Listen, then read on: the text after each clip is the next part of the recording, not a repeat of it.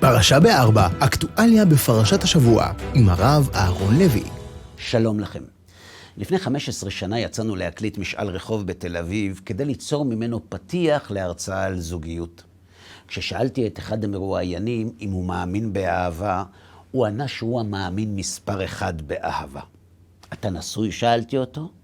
לא, הוא אמר, אני לא נשוי ואני לעולם גם לא אהיה נשוי. כששאלתי למה, הוא ענה שטוב לו ככה ושהוא סוג של בן אדם שלא מוכן להתחייב לכלום.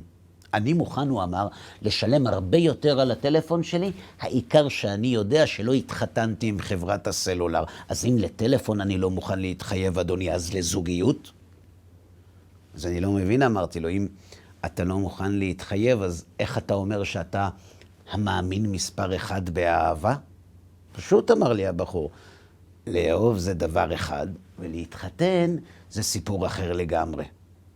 וזה, חברים, היה לפני שנים, אלא שמאז התקדמנו המון, ועל פי הנתונים של הלשכה המרכזית לסטטיסטיקה, שבדרך כלל לא משקרים, מתברר שאחוז הצעירים שבוחרים להתחתן קטן משנה לשנה.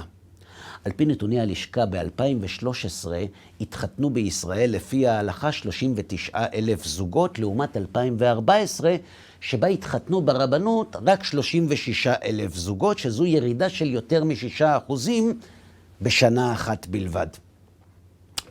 אלא שלפני שאנחנו שולפים את הטיעונים הידועים והאהובים נגד הרבנות, שאנשים לא מתחתנים ברבנות בגלל שהיא לא נגישה, ושהרבנות היא מוסד ארכאי, ושהיא לא מאירה פנים, ושהיום אנשים כן מתחתנים, רק לא דרך הרבנות, אז הנה עוד כמה נתונים שיצננו לנו את ההתלהבות ויעזרו לנו להבין את התמונה היותר שלמה. מנתוני הלשכה עולה שהירידה באחוז המתחתנים לא מתרחשת רק בקרב אלו שמתחתנים דרך הרבנות, אלא גם בין אלו שבחרו לנסוע לחול כדי להתחתן בנישואים אזרחיים, ולפי המספרים, אחוז המתחתנים בהסדר הזה מצטמק עוד יותר, והנה הנתונים. אם בשנת 2012 התחתנו בנישואים אזרחיים בחול 9,500 זוגות, ב-2014 המספר הזה ירד ל-8,700, כך שמי שחושב לתלות את הירידה באחוז המתחתנים על פי ההלכה ברבנות, כדאי שיחשב מסלול מחדש, כיוון שמדובר במגמה מתמשכת שפוקדת את אלו שלא מתחתנים לפי ההלכה יותר מאשר את אלו שכן. השאלה היא רק, למה? אם בעבר היה ניתן לתלות את כישלון הנישואים בחוסר שוויון בין גברים לנשים, בסיבות כלכליות, הרי היום המצב שונה לגמרי. היום נשים כבר לא נמצאות במעמד החברתי הנחות שהן היו בו בעבר. הן עובדות, מתפרנסות, חופשיות לבחור את חייהם בעצמן. אז איך זה שדווקא בדור חופשי ומשוחרר כמו שלנו, דווקא בדור כזה אחוז המתחתנים מצטמצם במספרים שרק בזכות החרדים והדתיים הוא לא משמעותי יותר? והתשובה לכך פשוטה, חברים, והיא נמצאת בדברים שאמר לי המרואיין עצמו, שלמרות שהוא מאמין מספר אחד באהבה, הוא לא מתכוון להתחתן, כי אפילו לחברת סלולר הוא לא מוכן להתחייב. שאלתם את עצמכם פעם, למה זה באמת כך? למה אנחנו לא מוכנים להתחייב למסלול סלולרי? פשוט מאוד. כשאנחנו מתחייבים למסלול סלולרי, אנחנו לוקחים סיכון שמחר יצא מכשיר משוכלל יותר במסלול חיוב חודשי זול יותר, ואנחנו, בגלל ההתחייבות שלנו, נשאר תקועים עם מכשיר ישן במסלול יקר. לכן אנחנו לא מוכנים להתחייב. למה? כי בעולם שבו התענוג הוא מרכז החיים, מחויבות היא אבן נגף שמצמצמת את יכולת התענוג שלנו. כשאנחנו מתחייבים, אנחנו מקבעים את עצמנו, והקיבעון מונע מאיתנו את היכולת לבחור במסלול מתגמל יותר. לכן אנחנו לא מוכנים להתחייב, ובגלל זה בדיוק אנחנו גם מתחתנים פחות. בתור נהנתנים, אנחנו לא מוכנים להתחייב, כי אנחנו מבקשים למקסם רווחים, לשלם פחות ולקבל יותר. וזוגיות היא הרי ההפך הגמור.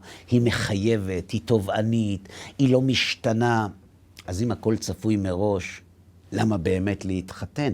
לכן, גם בלי להיות נביא אפשר לצפות מראש שבחברה שבה הנהנתנות והאנוכיות ממוקמות בראש סדר העדיפויות, סביר להניח שאנשים יתחתנו פחות ויתגרשו יותר. למה? בגלל הנהנתנות, בגלל שאנחנו משועבדים לתענוג, כי הפכנו למכורים לריגושים. ואם אתם לא מאמינים לי, תקראו את פרשת השבוע. בפרשת בראשית, התורה מתארת את בריאת העולם, ולאחר מכן את בריאת האיש והאישה. אלא שבעוד בבריאת האדם לא נאמר מדוע הוא נברא, על האישה נאמר, לא טוב היות האדם לבדו, אעשה לו עזר כנגדו. וכאן בדיוק עולה שאלה. אם באמת לא טוב היות האדם לבדו, אז למה בימינו הנתונים מלמדים את ההפך? אם לא טוב להיות לבד, הרי היה ניתן לצפות שדווקא הנהנתנים שמאוהבים בטוב, שדווקא הם יתחתנו יותר. אז למה בכל זאת זה הפוך? והתשובה לכך פשוטה, והיא מסתתרת בהסבר של רש"י למילים עזר כנגדו. חשבתם? עזר כנגדו? אלו לכאורה מילים הפוכות לגמרי. עזר זה חיבור, וכנגדו זה ניתוק. ועל זה עונה רש"י בשם המדרש. זכה, עזר. לא זכה, כנגדו. אלא חברים שגם ההסבר הזה לא מספק. תגידו לי, מה הקשר בין זכותו של האדם להצלחה שלו בזוגיות? אם הם מסתדרים ביחד אז טוב להם, ואם לא מסתדרים אז לא טוב להם. מה זה קשור לזכה או לא זכה? וחוץ מזה, על איזו זכות מדובר? וכאן בדיוק נמצאת התשובה. במילים עזר כנגדו, התורה מלמדת שניתן לצפות מראש מתי נרצה להתחתן ומתי לא. על פי התורה, יש באדם שני כוחות שמרכיבים את האדם, גוף ונשמה. הגוף מן העפר והנשמה מהקדוש ברוך הוא. ומכאן שהאדם מורכב משני כוחות הפוכים וסותרים זה לזה. מצד אחד, לתת, מצד שני, לקבל. מצד אחד נשמה שדוחפת את האדם להעניק ולתת, ומצד שני גוף חסר שדורש מאיתנו לקבל ולקחת כדי למלא את החיסרון.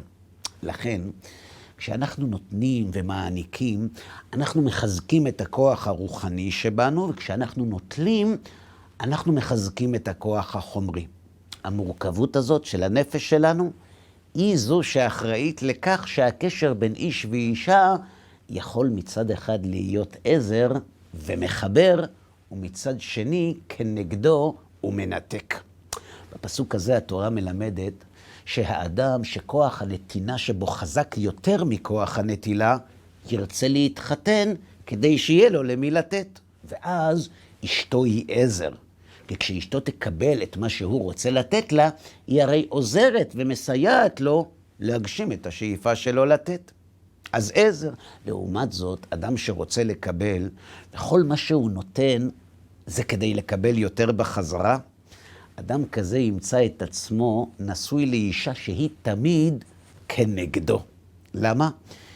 כי מי שרוצה רק לקבל ולקחת חברים, כל מי שגם רוצה את אותו דבר, הוא הכי כנגדו שיש. לכן אמרו חז"ל שאם זכה עזר ואם לא זכה כנגדו, כדי ללמד שבדור שבו האנוכיות והנהנתנות נמצאות במרכז החיים, והרצון לקחת ולקבל שולט בנפש האדם, בעולם כזה להתחתן זה להתחייב, ולהתחייב זה לקבל פחות, ולקבל פחות זה נגד הרצון, ולכן ניתן לצפות שבדור כזה יתחתנו פחות, כי הרי מי ירצה להתחתן עם מי שרוצה את ההפך הגמור ממה שהוא רוצה. לעומת זאת, בדור שבו הרצון להעניק ולתת שולטים בחיים של האדם, להתחתן זה להתחייב לתת, ולתת זו הרי השאיפה המרכזית של האדם. לכן בעולם כזה בת הזוג תמיד תהיה עזר. למה? כי כשהיא מקבלת, היא עוזרת לו להגשים את השאיפה שלו לתת, וכשהיא מעניקה לו בחזרה, גם הרצון שלו לקבל נהנה, ולכן היא תמיד תהיה עזר. אז לפני שאנחנו חושבים להתחתן חברים, אולי כדאי שנבדוק מי אנחנו ולאיזו קבוצה אנחנו משתייכים. למה? כי אם אנחנו רואים בנתינה ערך חשוב מהנטילה, הזוגיות תמיד תהיה לנו לעזר. ואם אנחנו מאוהבים בנטילה, אז אנחנו בקבוצת סיכון. למה? כי אם אפילו לחברה סלולרית לא נסכים להתחייב, אז להתחתן? שבת שלום.